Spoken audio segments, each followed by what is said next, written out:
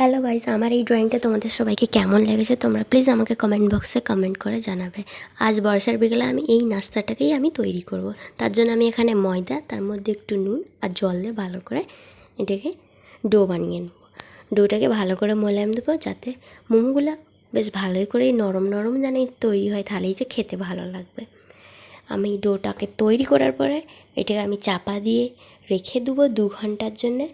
তার মধ্যে আমি এখানে মোমোর চাটনিটা বানিয়ে নেবো। এর মধ্যে পেঁয়াজ আর 5টা লঙ্কা আমি ভিজিয়ে রেখেছিলাম, সেটাকে পেস্ট করে আমি এখানে তেলের মধ্যে দিয়ে সামান্য নুন দিয়ে এটাকে তুলে নেবো।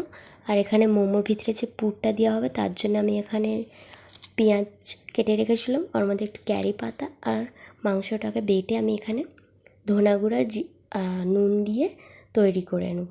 আমরা একটু এটাকে ভাজা ভাজা করে বানাই যাতে ভালো লাগে খেতে। আর এখানে আমরা স্যুপ বানাবো। স্যুপের জন্য সব কিছু কেটে নিয়েছি, ওর মধ্যে মাংসর টুকরা দিয়ে দেবো যাতে ওগুলো সিদ্ধ হয়ে যায়।